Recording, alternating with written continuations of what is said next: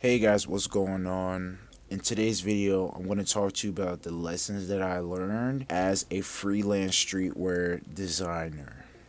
These lessons include why defining a target audience is really important, learning what content actually converted for me and not just posting willy-nilly, understanding that solving real problems is how you make money, and the fourth and last one, being comfortable with the uncertainty and taking action despite that feeling. Learning these lessons will help you skip the mistakes that I make and you can learn from me.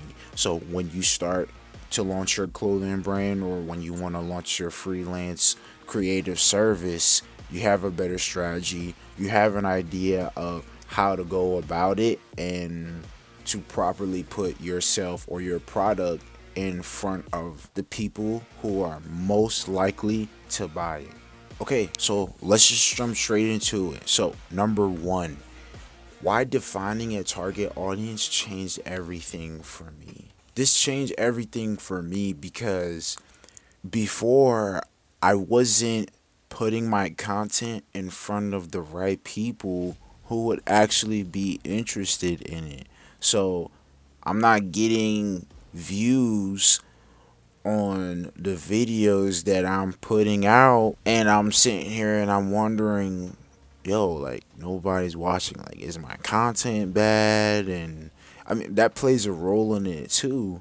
But the main thing is that if you are putting your content, your service, your product in front of people who are not even interested in that stuff, you won't excel. Your product and your service is not for everyone, right? And it sounds like a simple concept now, but people need to understand that, yo, you have to define and identify who are the type of people that will even need your service or your product or your clothes. Like, who are your clothes for, bro? Like, who are your clothes for and why should they care? The way that I changed this and corrected this mistake was I picked a specific niche in a community, right? So in this case, streetwear, clothing brands, right? I got clear on who I wanted to serve. I wanted to serve clothing brand owners, okay? And then I started making content for them and not the algorithm. So I started making content for them that speaks to their problems, that speaks to their pain points, what they need help with. That's the type of content I started posting, and this helped me get the right people to watch my stuff who will actually engage with it and find value in it. And this leads me to my next point in learning what content actually converts and not just posting willy nilly. So these kind of go hand in hand. So the key lesson that you can take away from this is that choosing a target audience is important. So you need to research your target audience, figure out their problems and their pain points, and then you make the content that is tailored to their pain points and how you can solve those problems. Okay, so now the second lesson, learning what content actually converts, right? Not just posting anything. So the early mistake that I made was I was just posting mostly time lapse videos of my designs. And yeah, that was cool, right? They look cool. You see how I designed it, but for me, I don't know about other people, but for me, when I posted those videos, it wouldn't do anything for me, right? Like, people were not engaging. I was not getting reach. I remember I was posting that on TikTok and I was getting like 300, 400 views. Like, people was not messing with that. It wasn't doing anything for my social media, and I kept getting messages from freaking manufacturers all the time. Like, I wasn't really getting real people coming to my page. Like they just weren't engaging with it. And so with that, I decided to just change up my content style because I realized if I keep doing this, I'm going to stay in the same position. Like I'm not getting any followers, I'm not getting any views, people aren't coming to my page, so I switched up my content style. Right? It took some trial and error, but at the end of the day, you have to do that. You can't stay stuck. You have to figure out what to do next. So I looked around and saw what other designers were doing. I just put my own twist on it. So what I started doing and what changed for me was when I started putting my face in the content, basically in more subtle ways. And it's crazy because the type of person that I am, yo, I would rather, much rather, not put my face on the screen. um, I'd rather be low key. I'll be honest with you. And of course, the main shift for me in getting clients and getting more people engaged with my content was when I put my face in the content, huh? But yeah, no. So when I did that, people commented more. I started getting more reach, more likes, and that started bringing in more clients. When I made that shift, my social started growing. It's like I never experienced how much it was growing in that time, and I still have like a pretty small following on TikTok and on Instagram, but I was still able to get clients, even with having that small of a um, audience.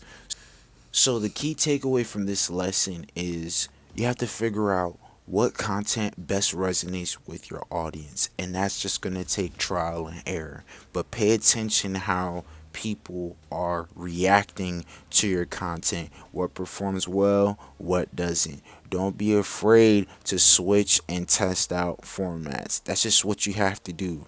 Don't get caught in the loop posting and hoping and praying on the same stuff that hasn't been converting, right? If you see something hasn't been performing well over a period of time, you're posting the same stuff, that's an indicator, okay, let me switch it up and go back and see what other creators and designers are doing and switch your pivot. And the same thing applies for clothing brand. For a clothing brand, what content best resonates with your audience and makes sense with your clothes. Okay, so the third lesson that I learned is, and I spoke on this earlier in the video, but solving real problems is how you make money, right? So once I figured out my target audience and I figured out the right content to post, and the content that involved me solving the problems that people in my industry or my niche have, that's what brought me clients. That's what brought me people who wanted to buy my mockups because I had the solution to their problems. And just to give you an example, like people didn't know how to make tech packs. A lot of people struggle with it because they think it's complicated. They don't know what to include in it. So I made a video explaining how to make a tech pack and everything you need to have in it. And even I have a template that, this is a shameless plug, but I even have a template that people can use to make it easier to make their tech packs. And I have a guide and I have a video. So the main takeaway from this lesson is research the problems that your audience has and ask how can you help solve this problem clearly and simply. Because a lot of times, bro, people is only worried about themselves, okay? They is worried about themselves and the problems that they got going on. And the way to make people care about your product or what you got going on is showing them how what you have can benefit them and can help them, right? Nobody's gonna tune into you just for you. Like, yeah, you probably cool, but what would give somebody the incentive to sit and watch a 10-minute video or to spend their hard-earned money that they worked on is something that will help make things easier for them. I mean, just me and you do it, so why wouldn't other people watching your content have the same attitude and mentality, right? All right, and the fourth and final lesson that I learned was getting comfortable with the uncertainty and taking action anyway. Okay, so the reality of being a freelance designer and running a clothing brand is you won't always know if something will work, right? And you can't just sit and wait until you have all the information and all the details on something before you start. Because if that's the case, you will never start. You have to take action. And this is something that I deal with, this is something that I dealt with in the past, and at times I still deal with, because you don't want to fail. You don't want to put something out and be met with nothing.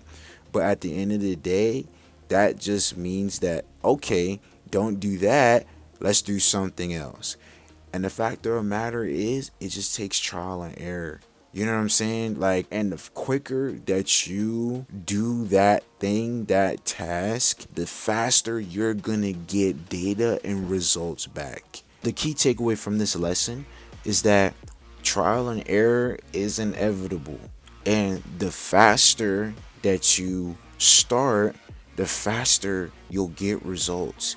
Don't stay stuck in analysis paralysis. Do a little bit of research, look up a few things, form a strategy, and then take action. If that strategy doesn't work, go back to the drawing board, see what worked and see what didn't, and then put it back out again, right? That's all it is. Don't be afraid to fail. Sometimes you learn a lot more from when you lose than when you win. So just keep that in mind. All right, guys. So those were a few of the lessons that I learned in as a freelance designer. I hope you were able to take away some value from this video and understand that, a lot of it just comes down to taking action and trial and error. So don't be afraid to take that step to make that move. I look at the audience and the demographic of the people that watch my videos, and I mean, you guys are relatively young, so I know situations play a role, but I mean, other than that, we're young. Take that risk. Take that risk. It's the best time to do it. You feel what I'm saying? Take that risk. So if you want more videos like this, just be sure to subscribe, like, and comment. I appreciate the love that I've been getting. Shout out to all y'all, man. I really hope y'all can go after whatever y'all going for. God bless y'all for real. And just thank you for the love and support, man, for real. So yeah, I'm gonna catch y'all.